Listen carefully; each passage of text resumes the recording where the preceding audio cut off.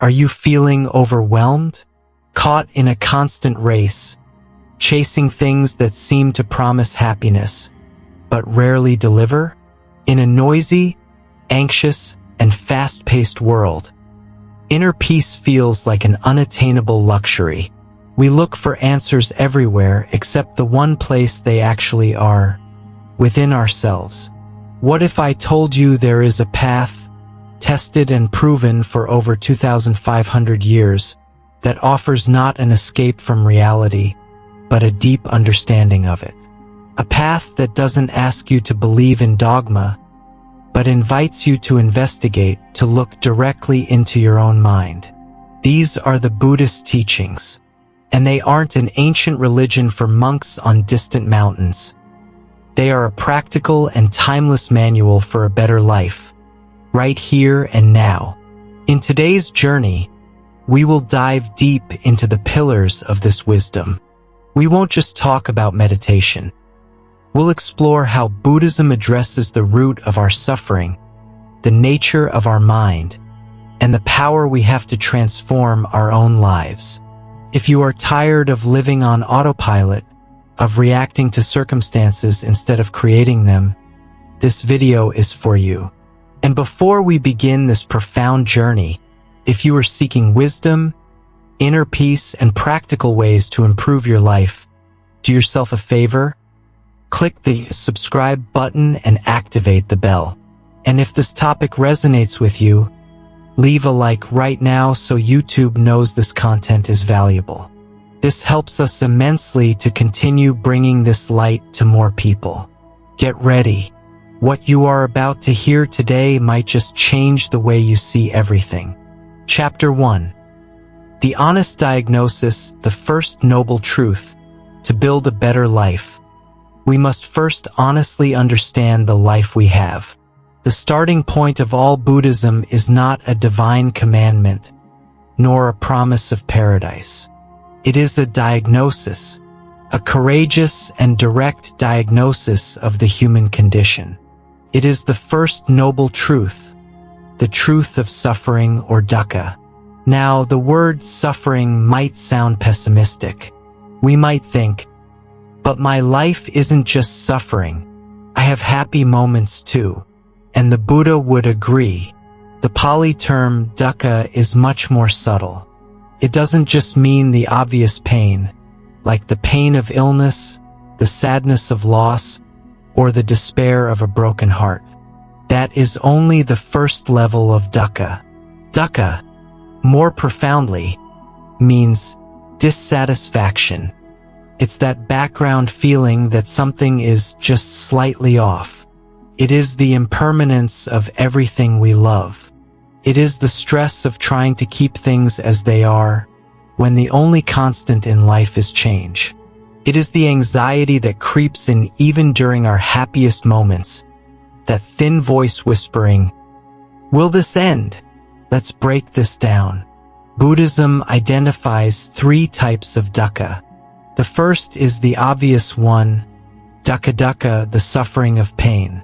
Physical pain, emotional pain, hunger, grief, aging, sickness, and death. No one escapes this.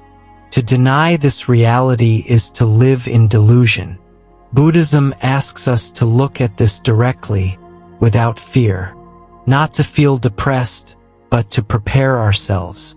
When we accept that pain is part of the human experience, we stop fighting it so hard, we stop adding a second layer of suffering, the suffering of not wanting to suffer. The second type is viparinnamadukha, the suffering of change. This one is perhaps the most insidious. It is the suffering caused by the impermanence of good things. You get the dream job, but soon the stress of responsibilities appears.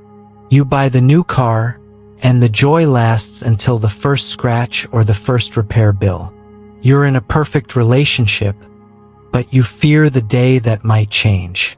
Happiness that depends on external conditions is, by its nature, unstable. We are constantly trying to freeze the river, trying to catch the water flowing through our fingers. This fight against change, This attempt to make permanent what is transient is a guaranteed source of stress and anxiety. Joy turns to suffering the moment we try to cling to it. Finally, and most profoundly, is sankhara dukkha, the suffering of conditioned existence. This is the fundamental dissatisfaction of living on autopilot. It is the background existential angst. It's that feeling of, is this all there is? It is the result of being a separate self, a fragile ego in a vast and indifferent universe. We are conditioned by our habits, our thoughts, our cultural beliefs, our impulsive reactions. We are not truly free. We are being lived by our patterns instead of living consciously. This dukkha is the background hum of discontent that pervades modern life, even when all our basic needs are met. It is the void we try to fill with entertainment, shopping, overwork, or social validation. So why start with something so heavy? Because a doctor who lies about the severity of the illness is not a good doctor. The Buddha, as the great physician, made the most honest diagnosis in history. He did not say that everything is suffering. He said that there is suffering. And here is the crucial part. This is not a final verdict. It is a starting point. To acknowledge dukkha is not to be pessimistic. It is to be realistic. It is the first essential step toward healing. You cannot solve a problem you refuse to see. You cannot find relief if you do not understand what is causing the pain. In our culture, we are taught to do the opposite. We are taught to chase positive vibes at all costs. We ignore the pain, we suppress it with distractions, we medicate it with quick fixes. We put a band-aid on a deep wound. Buddhism invites us to do something radical, to stop running, to turn around, to look gently but firmly at our own dissatisfaction. When you finally admit to yourself, yes, this is hard. Yes, I am anxious. Yes, I fear impermanence. Something magical happens. The fight stops. The energy you were spending denying reality is now available to you. You can finally breathe. This first teaching is not a prison sentence. It is the key to the cell. By understanding that dissatisfaction is a fundamental characteristic of unexamined existence, you gain the power to transcend it. You stop blaming the world, your boss, your partner, or your parents for your unhappiness. You realize that the source of the problem and therefore the solution lies within your own mind. This is the foundation for everything that follows. The first noble truth tells us where we are. The next truths will tell us why we are here, that there is a way out, and most importantly, what the exact map to that exit is.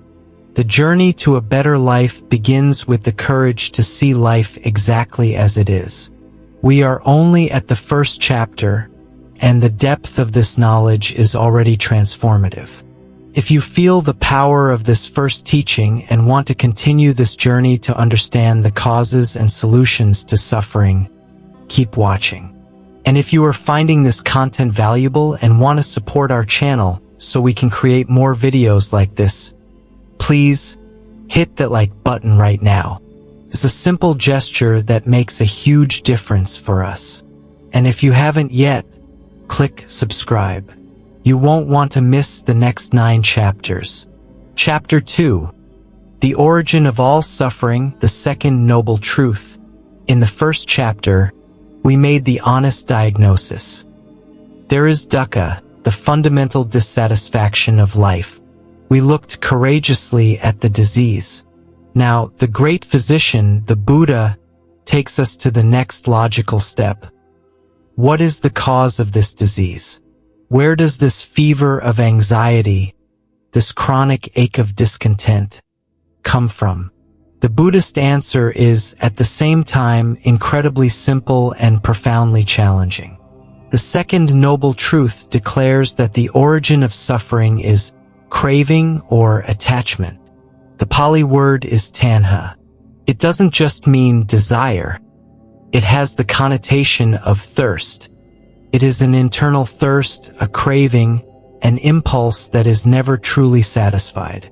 It is crucial to understand that Buddhism does not say wanting things is bad. This is not a puritanical teaching.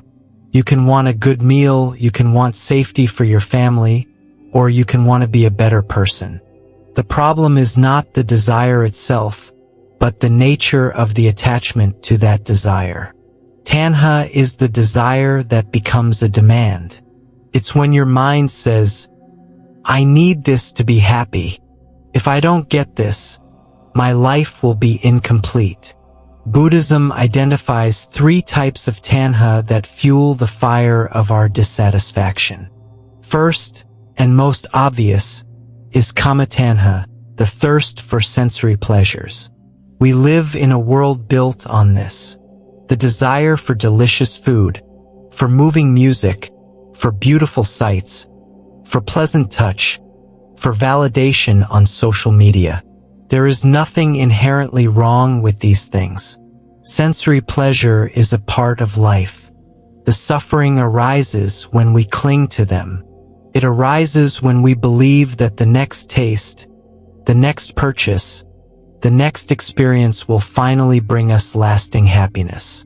But as we know, it doesn't. The nature of sensory pleasure is that it is fleeting. The delicious meal ends. The music stops. The new car gets old. So what do? We seek more and more. We fall into what Buddhists call the wheel of samsara, a vicious cycle of desire, brief satisfaction, and more desire. We end up exhausted, running on a treadmill, addicted to the seeking itself, but never arriving at a place of real contentment. It is the hunger that can never be satiated. The second type of thirst is bhavatanha, the thirst for existence or becoming. This is a more subtle drive. It is the desire to become something. It's the craving for success, to be famous, to be wealthy, to be the ideal version of ourselves we've built in our minds. It's the craving for a permanent identity. When I get that promotion, then I'll be happy. When I find the perfect partner, then my life will be complete. When I am recognized as smart or beautiful, then I'll be content. This desire creates enormous pressure.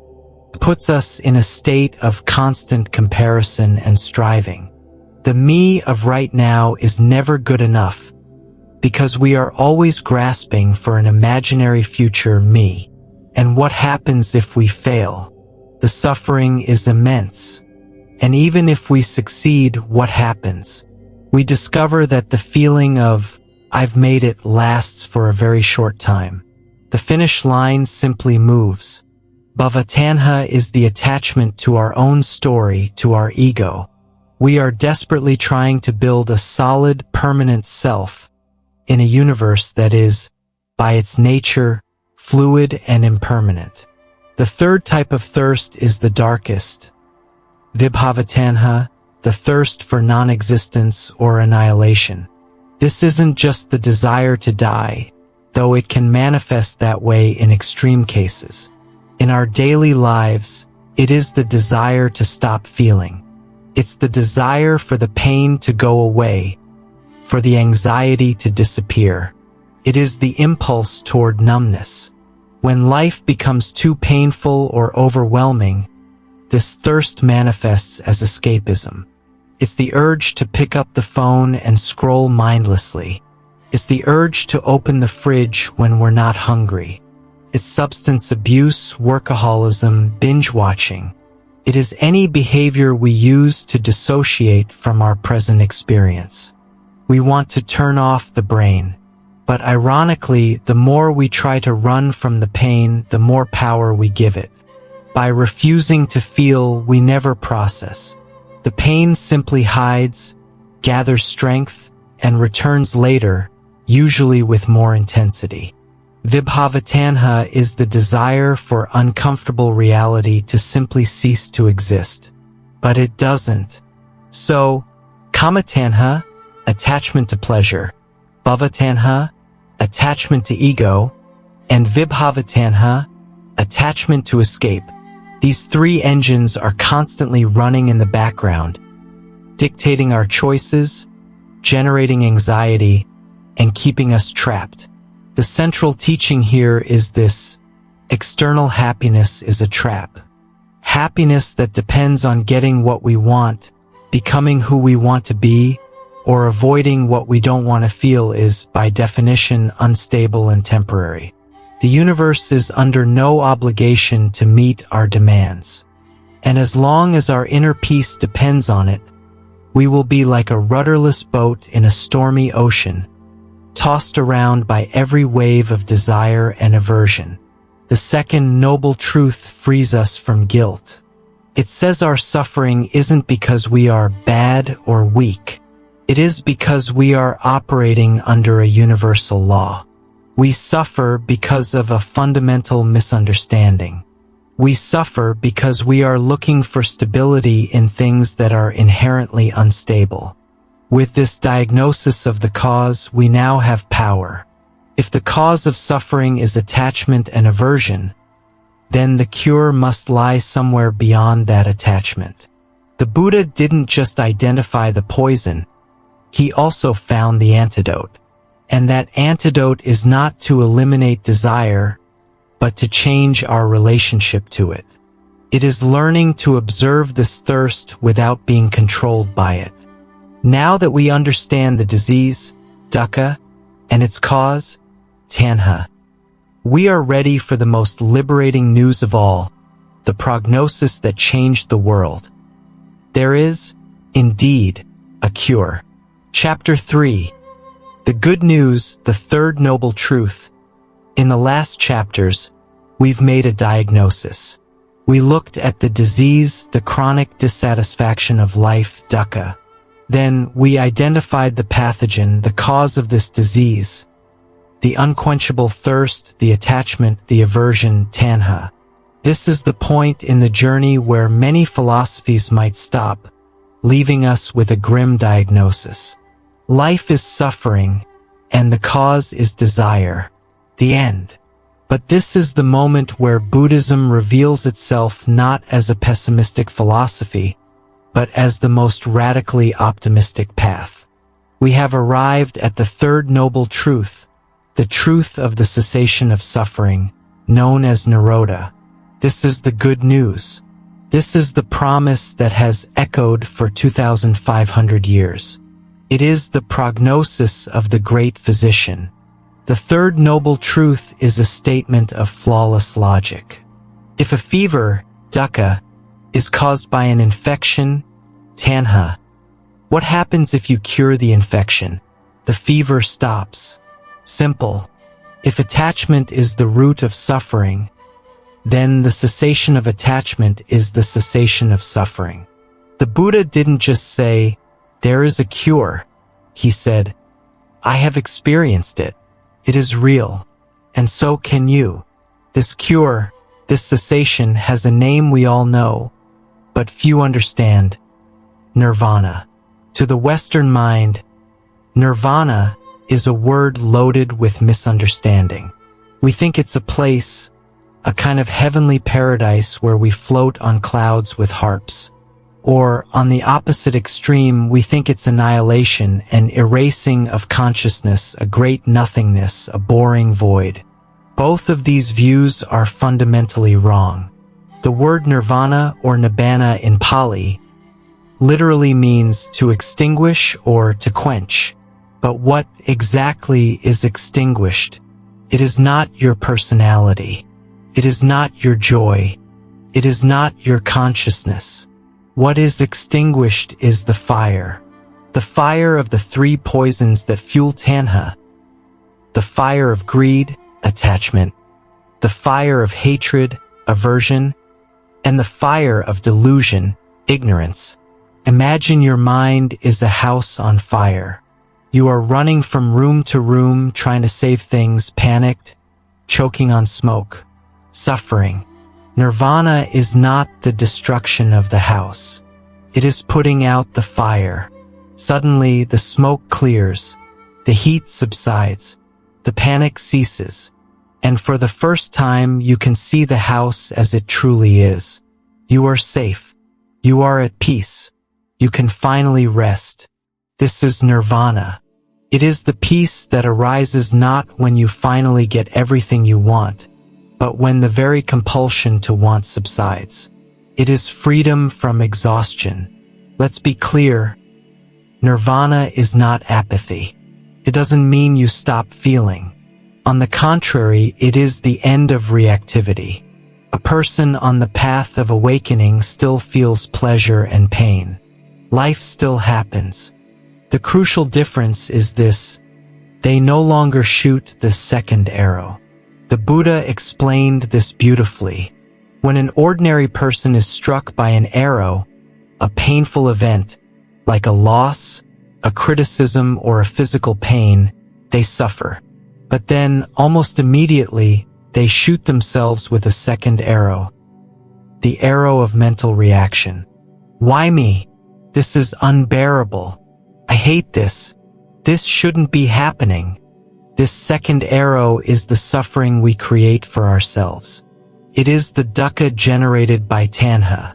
The person experiencing cessation who has touched nirvana is still hit by the first arrow. Pain is a sensation, but they do not shoot the second arrow. They observe the pain arising, experience it with clarity and equanimity, and watch it pass. They do not add the layer of mental story of resistance, of victimhood. The mental suffering, the anxiety, the anger, the despair, simply has nothing to cling to.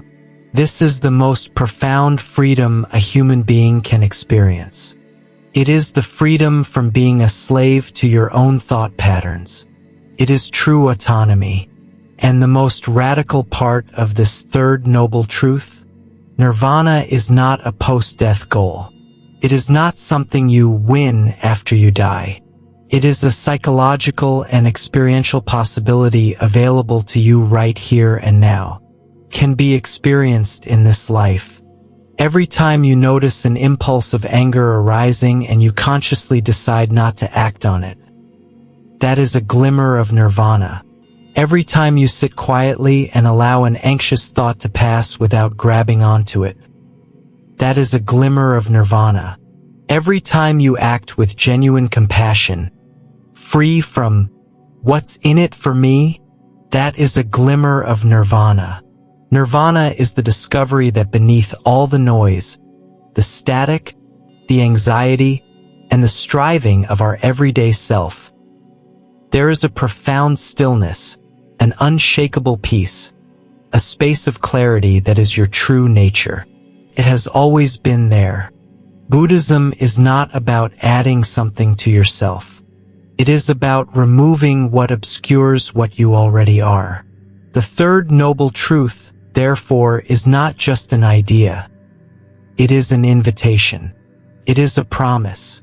It gives us the destination. It tells us that the end of self-inflicted suffering is real. It gives us hope, but a promise is not enough. A diagnosis, a cause, and a promise of a cure are useless without the treatment. If the third noble truth is the destination, where do we go now? We need the map. We need the how-to. And that is exactly what the Buddha gave us. The promise of cessation is immediately followed by the practical path to achieve it. This path is the heart of Buddhism as a daily practice. It is the fourth noble truth. It is the instruction manual for a better life. Chapter 4. The Map to Liberation, the fourth noble truth, the eightfold path. We have arrived at the how. We've already come an incredible way. We've seen the disease, dukkha, understood its cause, tanha, and heard the good news that there is a cure, nirodha/nirvana. Now, we come to the fourth noble truth, the most practical and perhaps the most important for our daily lives. This is the physician's prescription. It is the detailed map that takes us from confusion to clarity, from suffering to peace. This is the Noble Eightfold Path. It is called a path for a reason. It is not a set of commandments you must accept on faith. It is not 10 steps you complete and win Buddhism. It is a way of life. It is a process of continuous cultivation. And it is eightfold because it is composed of 8 interconnected factors that must be developed simultaneously. They support each other like the strands of a woven rope. It is often called the middle way. Why? Because the Buddha saw that the 2 extremes of life did not lead to liberation. The extreme of indulgence, chasing sensory pleasures non-stop, only deepens tanha. The extreme of self-mortification, severe self-denial, as he himself tried for years, only creates more suffering and exhausts the body and mind. The Eightfold Path is a path of balance, intelligence, and moderation. These 8 factors are traditionally grouped into 3 pillars: wisdom, prajna, ethical conduct, sila, and mental training, samadhi. Let's unpack them. The first pillar is wisdom, and it begins with 1. Right understanding or right view. This is the foundation of the entire path. Right here doesn't mean good versus bad in a moral sense, but rather skillful or accurate. Right understanding is simply seeing reality as it is. It means understanding the 4 noble truths. It means seeing the impermanence of all things. It means seeing how our actions, karma, have consequences. It means understanding that attachment to the idea of a solid, permanent self is the source of our problems. Without this understanding, we are just stumbling around in the dark. It is the light that allows us to see the layout of the room. To cultivate right understanding, we listen to teachings like this, we reflect on them, and most importantly, we investigate our own experience. It is not about blind belief. It is about seeing for yourself. The second factor of wisdom is 2. Right intention or right thought. Once we see the map, right understanding, we have to decide where we want to steer. Right intention is our internal GPS. It is the why behind what we do. It is the conscious cultivation of wholesome intentions. Buddhism summarizes them into 3. First, the intention of renunciation. This is not renouncing life, but renouncing harmful attachment. It is the intention to let go, to simplify, to free oneself from the unquenchable thirst. Second, the intention of goodwill, metta. This is the opposite of anger and ill will. It is the active wish for the happiness and well-being of all beings, including ourselves. Third, the intention of harmlessness, ahimsa. This is the intention to cultivate compassion, to not cause deliberate harm, either physically or emotionally. Our intentions shape our thoughts, and our thoughts shape our reality. The second pillar is ethical conduct, sila. This is where wisdom becomes action in the world. 3. Right speech. We recognize the immense power of our words. Words can heal or harm. Right speech means abstaining from lying, from gossip, from harsh or divisive speech, and from idle chatter, pointless talk. Instead, we cultivate truthfulness, speech that unites, gentle speech, and speech that is useful and timely. Before speaking, the practitioner asks, is it true? Is it kind? Is it useful? Is it the right time? Right action. This is the most obvious aspect of ethics. It is the practice of aligning our physical behavior with our intentions of harmlessness. Right action means abstaining from taking life, harming beings, abstaining from taking what is not given, stealing, and abstaining from sexual misconduct, acting in an exploitative or harmful way in our relationships. It is the practice of honesty, integrity, and respect for all. Right livelihood. This factor recognizes that we spend most of our lives working. If our profession causes harm, it will be very difficult to cultivate inner peace. Right livelihood means earning a living in a way that is honest and does not cause suffering to others. This means avoiding trades in weapons, trafficking of beings, human or animal, poisons, intoxicants, or exploitation. It is about finding a way to contribute positively to society, or at least in a neutral and harmless way. The third and final pillar is mental training, samadhi, the gym for the mind. 6. Right effort. This is the engine of the path. Effort here does not mean straining. It does not mean forcing. It is a persistent, joyful energy. Right effort is the effort to prevent unwholesome thoughts, like anger, greed, envy, from arising. It is the effort to abandon these unwholesome thoughts if they have already arisen. It is the effort to cultivate wholesome thoughts, like kindness, compassion, generosity, that have not yet arisen. And finally, it is the effort to maintain those wholesome thoughts that are already present. It is the work of a mental gardener, pulling weeds and nourishing flowers. Right mindfulness. This is perhaps the most famous factor today.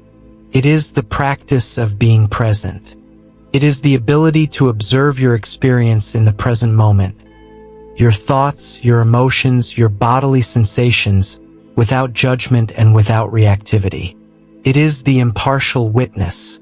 Mindfulness is the light of awareness that illuminates our habitual patterns. Without it, we are puppets of our impulses. With it, we gain the space to choose our response instead of just reacting. This is where we break the chains of habit. Right concentration. This is the result of practicing all the other factors, especially mindfulness and right effort.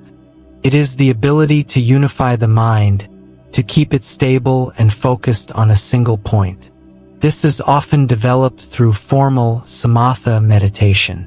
A concentrated mind is a powerful mind. It is clear, calm, and insightful. It is only with this calm, sharp mind that we can truly cultivate right understanding, seeing the nature of reality directly, instead of just intellectually. And so, the path completes itself and begins again. Right concentration leads to deeper wisdom, which inspires more refined ethical conduct, which strengthens mental training. The Eightfold Path is not linear. It is an upward spiral. It is a complete guide to living. It is not about becoming someone different. It is about stripping away what is not you, and revealing the clarity, compassion, and peace that already exist at your core.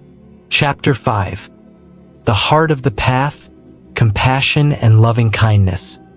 If the Eightfold Path is the map, and wisdom, right understanding, is the light that illuminates it, then compassion and loving kindness are the fuel that propels us on this journey. Buddhism can seem, at first glance, like a very analytical, mind-focused path, concerned with impermanence and the cessation of suffering. But to reduce Buddhism to just that is to miss half its beauty and half its power. Wisdom, prajna, without compassion, karuna, is cold and incomplete. They are described as the two wings of a bird. Both are absolutely essential to fly. In this chapter, we dive into the emotional heart of Buddhist teachings, the Brahmaviharas, or the Four Divine Abodes. These are the 4 immeasurable states of mind that we are encouraged to cultivate until they become our natural dwelling place. They are loving kindness, metta, compassion, karuna, empathetic joy, mudita, and equanimity, upekkha. Let's start with metta, or loving kindness. This is not the romantic or conditional affection we usually associate with love. Metta is an active, unconditional wish for the well-being and happiness of all beings, without exception. It is a radiant warmth. It is not a feeling that expects something in return. It is not "I love you because you are my friend," or "I love you because you make me happy." It is simply, "May you be happy. May you be safe. May you be at peace." Crucially, the practice of metta begins with ourselves. This is revolutionary for many of us who have been taught that self-compassion is selfish. In Buddhism, it is the opposite. If your own cup is empty, you have nothing to offer others. If you are at war with yourself, how can you hope to bring peace to the world? The practice begins by offering metta to ourselves. May I be happy. May I be free from suffering. May I be safe. It may feel awkward or mechanical at first, but it is a powerful antidote to the inner voice of criticism, shame, and self-aversion. Once we establish this foundation of warmth for ourselves, we expand it. We start with someone we love easily. Then, to a neutral person, someone we see but have no strong feelings about. And then, the most challenging training, we offer metta to a difficult person, someone we have conflict with. And finally, we expand this wish for happiness to all beings in all directions. Metta is the direct antidote to anger and ill will. Second, we have karuna, or compassion. If metta is the wish for all to be happy, karuna is the heart's response when it witnesses suffering. It is the trembling of the heart in the face of pain, whether our own or others. It is the active wish for that suffering to cease. Karuna is not pity. Pity creates distance. You poor thing, down there. Compassion dissolves distance. I feel your pain. We are in this together. Compassion is also not about drowning in the suffering of others, which leads to burnout. It is a balance of tenderness and strength. It is the courage to be with suffering without being overwhelmed by it. It is what turns the understanding of the first noble truth, there is suffering, from an intellectual idea into a motivation for action. When the Buddha saw suffering, he didn't run away. He was moved by such immense compassion that he dedicated his life to finding and sharing the path out of it. Compassion is wisdom in action. Third, we have mudita, or empathetic joy. This is the antidote to envy and jealousy. Mudita is the ability to feel genuine joy for the happiness and success of others. In our competitive culture, this is radical. So often, when we see someone succeed, our first reaction is to compare, to feel left behind, or even to secretly resent their success. This is a source of enormous suffering. Mudita is the recognition that happiness is not a limited resource. Someone else's joy takes nothing away from yours. To cultivate mudita is to train the mind to celebrate. When your friend gets a promotion, when a stranger is visibly happy, you participate in that joy. The heart becomes vast, able to delight not just in its own small victories, but in the joy of all. It is a way of multiplying happiness in the world. Finally, we have upekkha, or equanimity. This is the most subtle, and it is what balances all the others. Equanimity is not cold indifference. It is the opposite. It is a vast, impartial love. It is the ability to remain balanced and open-hearted in the midst of life storms. It is the understanding that, despite our best efforts with metta and karuna, we cannot control everything. Equanimity knows that life is a flow of highs and lows, of gain and loss, of pleasure and pain.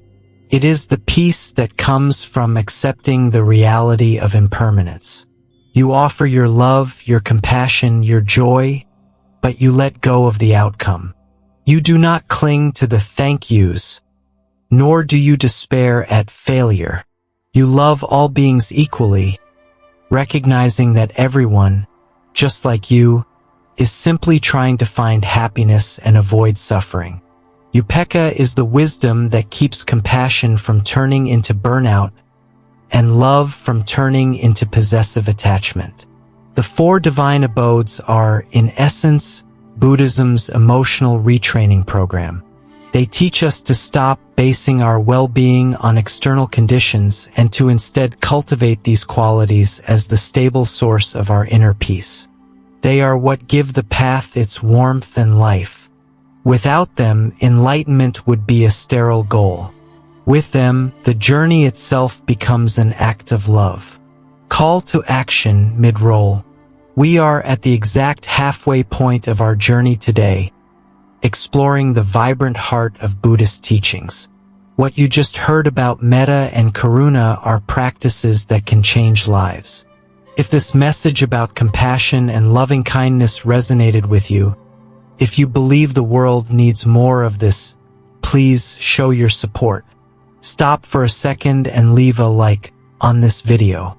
It's a signal to us and to YouTube that this content matters. And if you are getting value from this wisdom and want to master the next 5 teachings, make sure you are already subscribed to the channel. Let's continue. Chapter 6. The Great Mirror, the Nature of the Mind. So far, we have explored the diagnosis of suffering, its cause and attachment, the promise of liberation, and the map of the Eightfold Path. We've talked about ethics and the compassionate heart. But all of these paths converge on one place, the central laboratory of our entire experience: the mind. In Buddhism, there is no concept of an external creator God dictating our fate, nor of an original sin that stains us.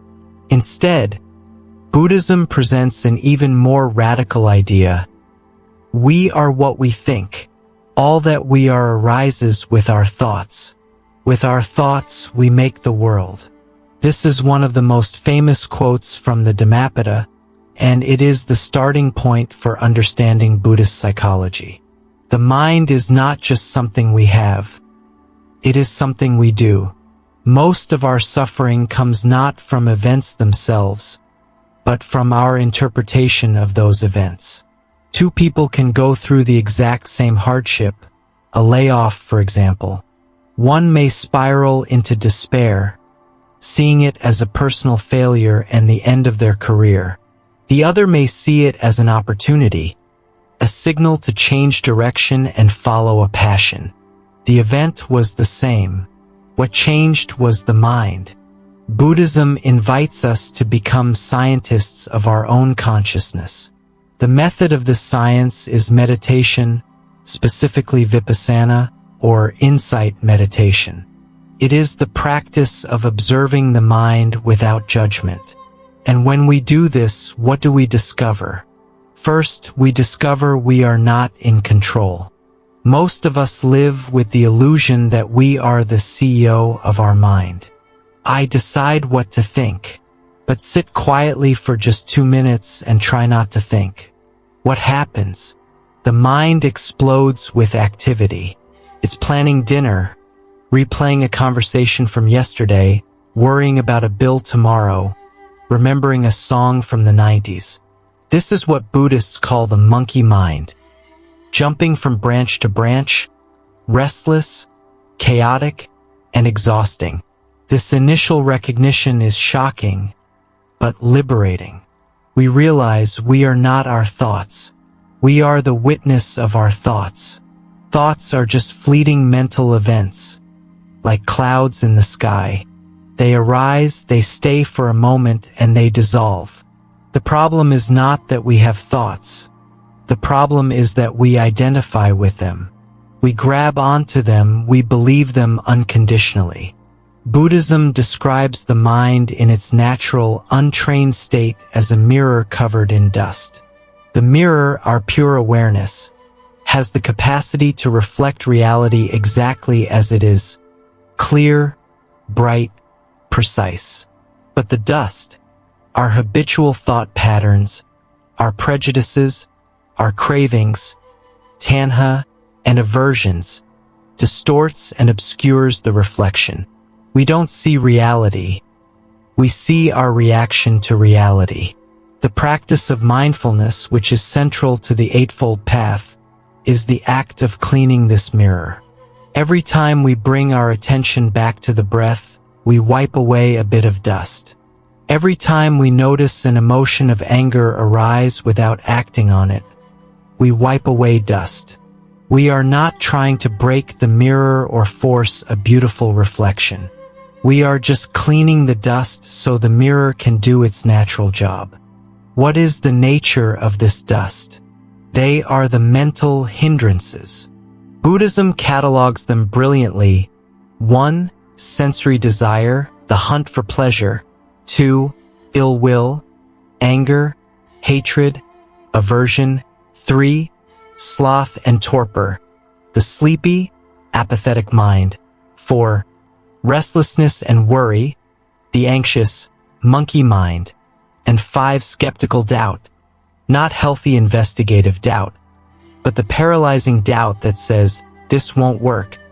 All of our confused mental states can be categorized into one of these 5 hindrances. Meditation trains us to see them clearly. When anger arises, instead of being the anger, I am furious, we learn to observe, interesting. There is a feeling of anger arising in the mind. There is heat in the chest. There is tension in the jaw. In that moment of impartial observation, the magic happens. A space is created between the stimulus, the event that caused the anger, and the response, yelling, blaming, reacting. We find freedom. In that space, the anger is no longer a hijacker. It is just information. We can choose. We can investigate. What is this anger protecting? What is underneath it? By doing this repeatedly, we rewire our brains. We stop strengthening the neural pathways of reactivity and start building new pathways of conscious response and wisdom. The great discovery of Buddhist psychology is that the mind, at its core, is not broken. It is not inherently bad or sinful. Its fundamental nature is luminous, clear, and peaceful, like the mirror beneath the dust. Suffering is a habit. Anxiety is a habit. Anger is a habit. And like any habit, it can be understood, weakened, and replaced. This gives us immense responsibility and power. We cannot blame the world for our lack of peace. Peace is not the absence of problems. It is a state of mind we cultivate internally. A trained mind is a resilient mind. It is flexible, creative, and compassionate, can face the pain of life without breaking, can experience the joy of life without becoming addicted and attached. This is the promise of Buddhist mental training. It is not about becoming an emotionless robot. It is about becoming a fully awake human being, able to use this incredible tool, the mind, to create well-being for oneself and others instead of creating suffering. The mind can be our worst prison or our greatest tool of liberation. The choice is ours in every moment. Chapter 7. The lie we tell ourselves, impermanence and non-self. In the last chapters, we have cleared the ground. We've seen suffering, its cause in attachment, the map to freedom in the Eightfold Path, and the importance of a compassionate heart. We've investigated our own mind as the laboratory of our experience. Now, we are ready to examine the very lenses through which we see the world. Buddhism teaches that the root of our delusion, the reason we cling so hard and suffer so much, is that we are operating under two fundamental misunderstandings about reality. These are the pillars of wisdom, prajna anicca, impermanence, and anatta, non-self. Together with dukkha, suffering, they form the three marks of existence. Let's first look at anicca, impermanence. Intellectually, we all know that things change. We know seasons change, people age, relationships end. The new car will one day be old. We get this in theory, but we do not live like it's true. In our hearts, we live in denial. We fight desperately to create permanence where none exists. We try to freeze-frame happy moments. We try to build a career, a reputation, an identity that is solid and will last forever. And when life inevitably shows us its fluid nature, when we get laid off, when a loved one gets sick, when our body ages, we are shocked, angry, betrayed. Our suffering is the direct result of our clash with the law of reality. It's like trying to build a sandcastle and being furious when the tide comes in. The tide always comes in. Buddhism invites us to transform our relationship with impermanence from enemy to teacher. Anicca is not a bug in the system. It is the system. Everything, without exception, is in flux. Your thoughts, they arise and vanish. Your emotions, try to hold on to anger or joy for 24 hours. It's impossible. Your body, it is a process of constant change, with cells dying and being born every second. The universe, it is a process of expansion, birth, and death of stars. When we meditate, we see this directly. We see the breath come in and go out. We see an itch arise, become intense, and fade away. We see a thought appear from nowhere and dissolve into nothing.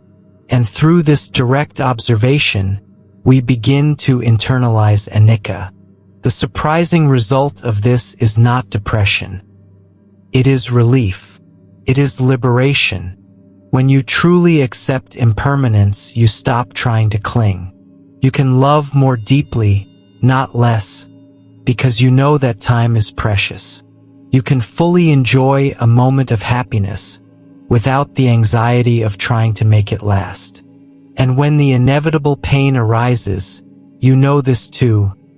This too shall pass. You become more resilient, more flexible, more at peace with the flow of life. You stop fighting the river and learn to flow with it. Now, let's move to the second misunderstanding, perhaps the most challenging of all, anatta or non-self. This is the central lie we tell ourselves. From the moment we are born, we build a story. The story of I. I am my name. I am my memories. I am my job. I am my opinions. I am my possessions. We believe there is a solid, permanent, independent me, a CEO in the center of our consciousness who is pulling the strings. Buddhism invites us to do a radical search. Where is this I? Let's look. Are you your body? Well, your body is constantly changing.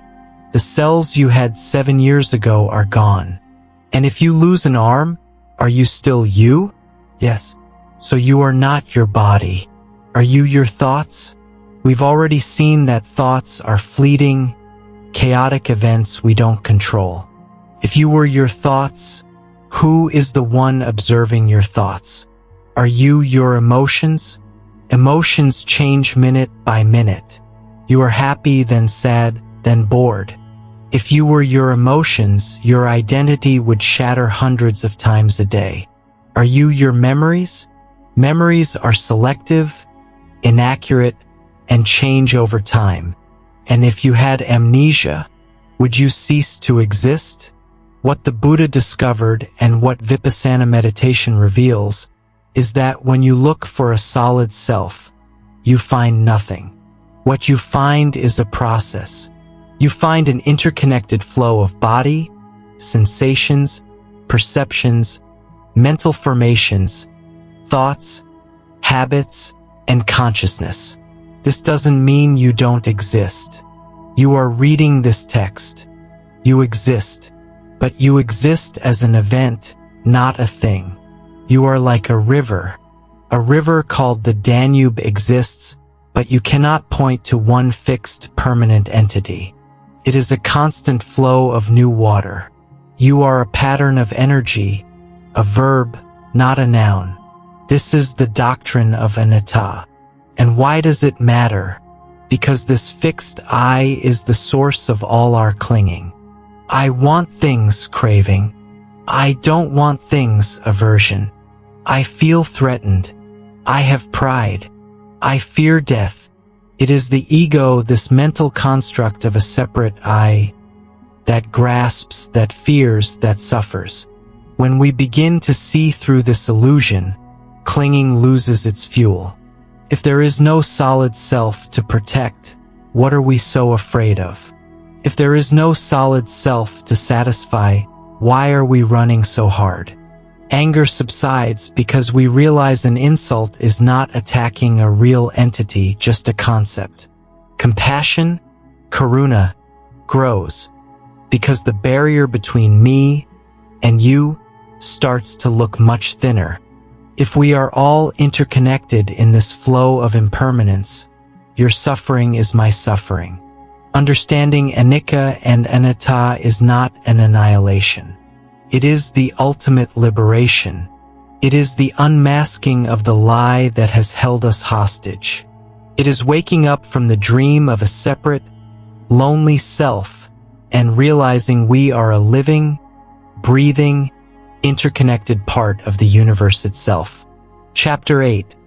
Cause and Effect, Karma and Rebirth. As we deepen our understanding of the mind, impermanence, and non-self, we arrive at an inevitable question. If everything is a flow, what propels it forward? If there is no solid self, what is it that continues from one moment to the next, from one life to the next? The Buddhist answer to this revolves around two deeply intertwined ideas: karma and rebirth. These are, without a doubt, the most misunderstood Buddhist doctrines in the West. We hear the word karma, and we think of a cosmic justice system or revenge. Don't park in that disabled spot.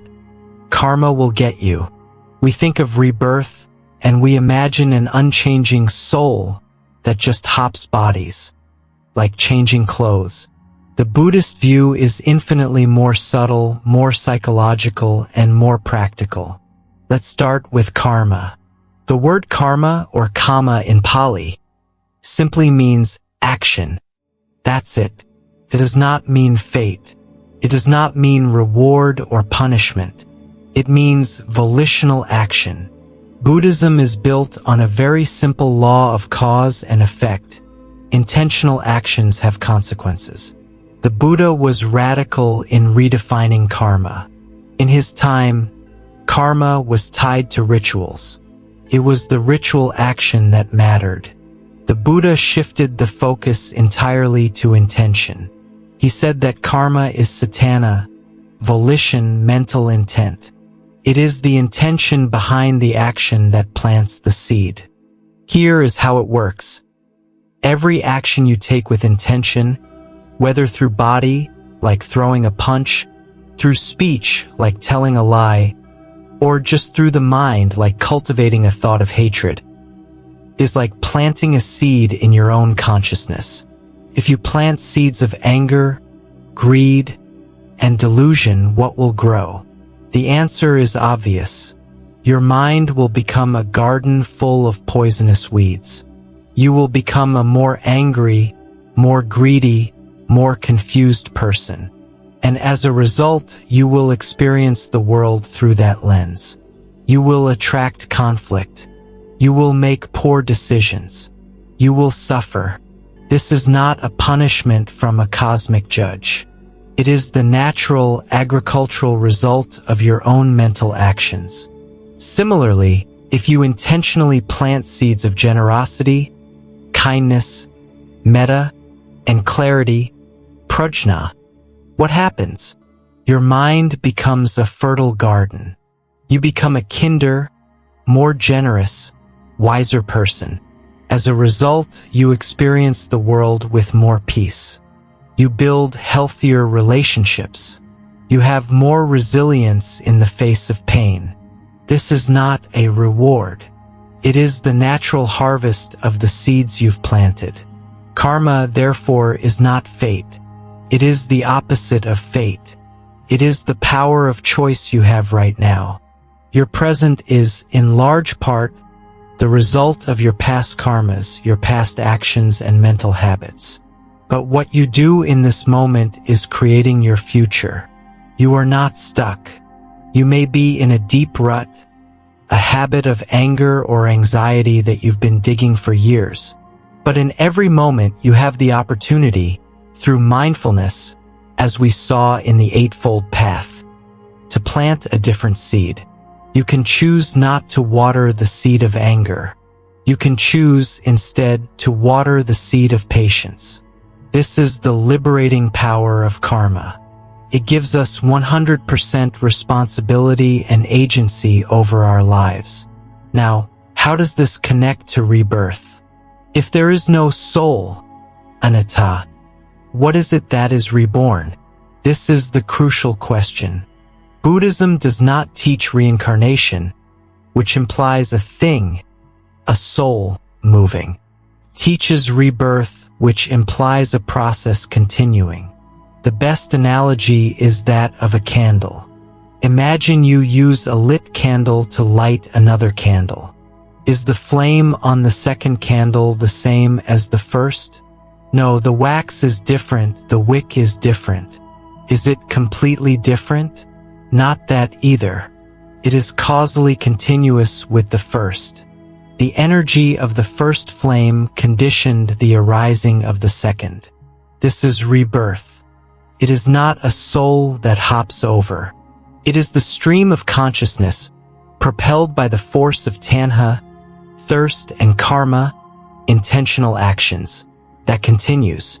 At the moment of death, the stream of mental energy, laden with all our unresolved habits, tendencies, desires, and aversions, doesn't just stop. Like a radio tuned to a specific frequency, this karmic energy seeks new conditions in which to manifest. Conditions a new birth. It won't be you in the next life in the sense of your current personality and memories. But the being that is born will be the direct karmic heir of the actions you are taking right now. The seeds you plant in this life will bear fruit in that garden. This makes our present actions infinitely more significant. What we do matters, not just for this afternoon, not just for this life, but for the inconceivable future. More importantly, this doctrine explains what we see around us. Why are some people born with incredibly gentle dispositions and others with violent tendencies? Why do some children demonstrate prodigious musical talents with no training? Buddhism suggests we do not arrive as a blank slate. We bring with us the karmic residues, the tendencies, from countless existences. But again, this is not fate. No matter how difficult your karmic baggage, the Eightfold Path is available. Liberation is possible. The cycle of rebirth, propelled by karma and ignorance, is called samsara. It is the wheel of suffering we keep running on, life after life. The goal of the entire Buddhist path. It is to stop this wheel.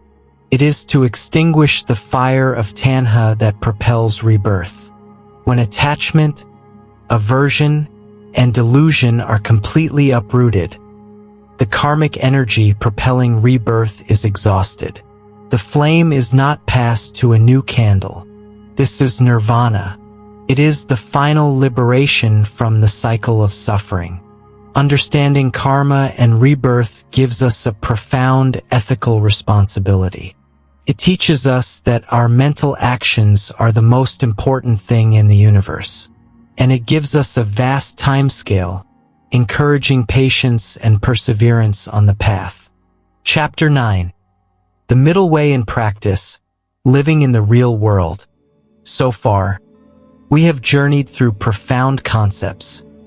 The Four Noble Truths, the Eightfold Path, compassion, impermanence, non-self, and karma.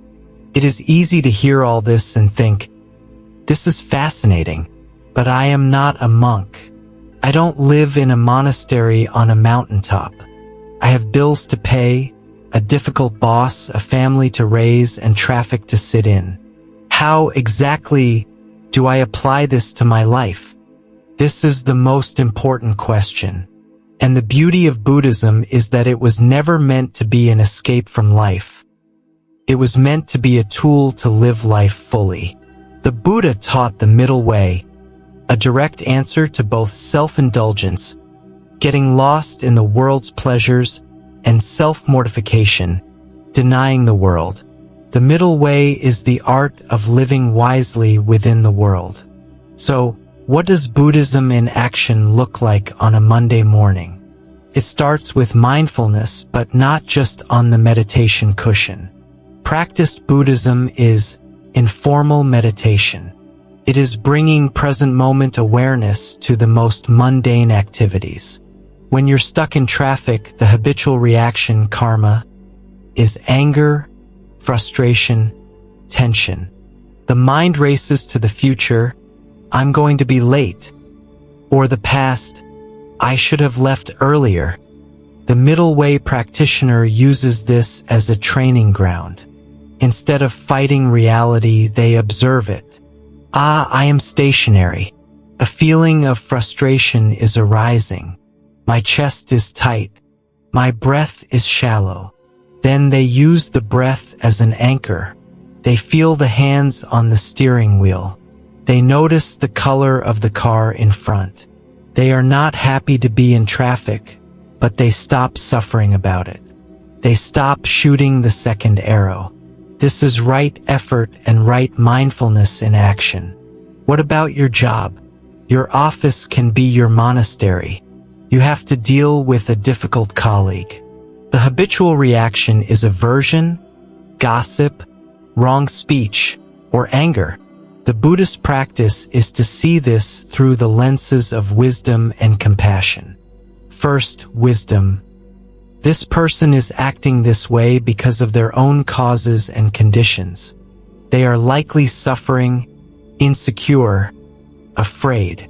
Right understanding of karma. Second, compassion, karuna. May they be free from that suffering. This doesn't mean you become a doormat. You still set firm boundaries, but you do it with clarity and right speech, not with reactivity and ill will. You say what needs to be said, firmly and kindly, but without the poison of anger. What about our relationships? Our relationships are our greatest teachers of anicca, impermanence, and anatta, non-self. So often, our love is actually tanha, clinging. I love you because you make me happy. I need you to be complete. Buddhism invites us to a higher love, one based on metta, loving kindness, and karuna, compassion. I want you to be happy, period. Even if that doesn't include me. I am here to support your well-being, not to possess you. When conflict arises, instead of digging into I am right, attachment to ego, bhava-tanha, we practice deep listening. We listen to understand the other person's pain, not just to wait for our turn to speak. We see our own ego getting bruised, and instead of lashing out from that pain, we can say, I am feeling attacked right now, and that is painful. We become transparent about our experience, instead of weaponizing our pain. The middle way also applies to our consumption. We live in a culture of kamatanha, the thirst for sensory pleasures. We buy, we eat, we watch. The practice is not to become an ascetic and enjoy nothing. It is to enjoy things mindfully and without clinging. It is to ask, do I really need this? Right intention. Will buying this bring me lasting happiness? Or just a short spike followed by emptiness? Right understanding. It's the difference between mindfully savoring one square of chocolate, being totally present to its texture and taste, and distractedly eating an entire bar while watching TV, barely registering the experience, driven only by impulse. Right livelihood is crucial here. We cannot compartmentalize our lives. We cannot be compassionate from 9 to 5 but work in an industry that exploits people or the planet. The middle way is about seeking an ethical coherence in our lives. Even the most boring chores, like washing the dishes, become a practice. The Zen master Thich Nhat Hanh said, "Wash the dishes to wash the dishes. Don't wash the dishes just to get them clean. Wash them to be fully present to the act of washing. Feel the warm water on your hands, the smell of the soap, the sound of the plates. In those moments, there is no anxiety about the future or regret about the past. There is just the reality of that moment. That is peace. That is liberation, found not in a cave, but at a kitchen sink." Practice Buddhism in the real world is ultimately a process of nonviolence, ahimsa. First, nonviolence toward yourself, stopping the attack of self-criticism and perfectionism, cultivating metta for yourself. Second, nonviolence toward others, in speech, in action, and even in thought. Living the middle way means being radically honest about our intentions. On an hourly basis, we can check in. What is moving me right now? Is it fear? Is it greed? Is it habit? Or is it clarity? Is it compassion? Not to judge ourselves, but to gently, time and time again, steer the ship back toward wisdom and kindness. This is how the world becomes our teacher, and every moment of our ordinary life becomes the path itself. Chapter 10. How to close cycles and let the universe guide your life. We have reached the end of our journey through Buddhist teachings, but we have arrived at the true beginning of your practice. We've walked through the Four Noble Truths, dissected the Eightfold Path, explored the mind, compassion, impermanence, and karma. Now we boil it all down to the most human question of all. How do I stop making the same mistakes? How do I close the loops of pain, anxiety, and conflict that haunt me? And how do I learn to trust life, to let the universe guide? This last question is the heart of liberation. First, let's be clear about what cycles are. In a Buddhist context, a cycle is samsara in miniature. It is our personal prison of karmic habits.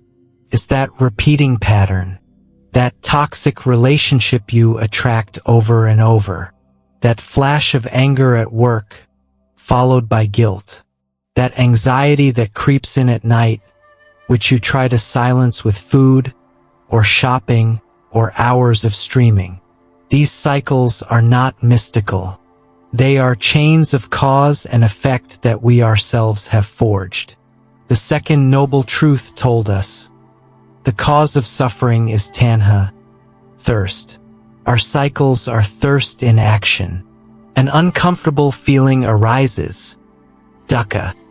Immediately, the thirst to get rid of it, vibhavatanha, or to seek pleasure, kamatanha, arises. We react. That impulsive reaction is karma, and that action plants the seed for the cycle to repeat stronger next time. So how do you close the loop? Buddhism gives us the precision tool. right mindfulness. The chain of habit is incredibly strong, but it has a weak link. The weak link is in the tiny space between feeling and reaction. Imagine a feeling of loneliness arises. The habitual loop is feel lonely grab phone scroll endlessly to distract. The loop is closed, the loneliness is not processed, and it will return. Here is how you close the loop. See it coming, mindfulness, the feeling of loneliness arises. Instead of reacting, you do something radical, you pause. You notice, hello loneliness. I recognize you. Sit with it, equanimity, you don't act on it. You don't judge it. You just feel it. What does it feel like physically? A tightness in the chest? An emptiness in the stomach? You breathe with it. You give it space to exist. Don't feed it, renunciation. This is the crucial moment. The urge to grab the phone will be screaming. That is tanha demanding its fix. You notice that urge, but you don't feed it. You cut the fuel line. Watch it change, impermanence, and then the magic of reality, anicca, happens. The feeling, however intense, begins to change. It loses its intensity. It dissolves. You have just broken the cycle. You have just weakened a years-long karmic habit. You did not water the weed. If you do this repeatedly, the weed will wither and die. Closing cycles is not a dramatic event. It is the patient practice of ceasing to feed what causes us pain. This leads to the second part, letting the universe guide your life. Many of us are terrified of this idea. Letting go sounds like passivity, like giving up, like losing control. But Buddhism has taught us, especially in Chapter 7, that the idea that we are in control is the central illusion of the ego, anatta. Our control is like a child screaming orders at the ocean. The tide rises and falls according to laws far greater than itself. Letting the universe guide does not mean doing nothing. That would be the hindrance of sloth and torpor. Letting the universe guide is the direct result of aligning your actions with the truth, the Dharma. It means first understanding the law of karma. The universe guides through the law of cause and effect. You cannot control the outcome, but you can 100% control your intention. Letting go means focusing obsessively on planting the right seeds, seeds of kindness, clarity, patience, right intention, right action, and then letting go of the result. You tend the seed, but you cannot force the flower to bloom. You trust the agricultural process of karma. Second, letting the universe guide means living in radical acceptance of anicca, impermanence. You stop fighting the flow. When life brings pleasure, you enjoy it fully, without clinging, knowing it will pass. When life brings pain, you experience it courageously, without aversion, knowing it, too, will pass. You stop trying to build dams and learn to navigate the river. That is being guided. Finally, letting the universe guide is what happens when the self gets out of the way. When you stop filtering reality through the demands of your ego, what's in it for me? Is this good for me? Is this threatening me? You begin to see reality as it is. You become an instrument of compassion, karuna. You see someone suffering, and instead of thinking, what should I do? Your body simply moves to help. The action becomes spontaneous, correct, and fluid. It is not me helping you. It is life responding to life. That is being guided by the Dharma. Closing the cycles is the work of cleaning the mirror, Chapter 6. It is the work of using mindfulness to stop watering the seeds of old karma. Letting the universe guide is what happens when the mirror is clean. You finally stop fighting your own reflection. You see reality as it is, and you act in natural harmony with it. You are no longer in charge, and you never were. But for the first time, you are free. You are at peace, and your life at last begins to flow. We have reached the end of our journey today, but the beginning of a new way of living. We have explored the diagnosis of suffering, its cause in attachment, the promise of liberation, and the detailed map of the Eightfold Path. We've seen that peace is not found externally, but cultivated internally, through wisdom, compassion, and the discipline of our own mind. These are not dogmas to be believed, but experiments to be lived. Pick one teaching that resonated with you today, perhaps to practice 1% more metta kindness, or to notice one of your cycles without reacting and apply it. If this 10-chapter journey brought you value, if it planted a seed of peace or clarity in your mind, please help us spread this wisdom. Leave a like on this video to let us know this content matters to you. And most importantly, if you are not yet part of our community, click that subscribe button now. The journey of awakening is long, but it does not have to be solitary. Thank you for being with us. May you be safe, may you be happy, may you be at peace.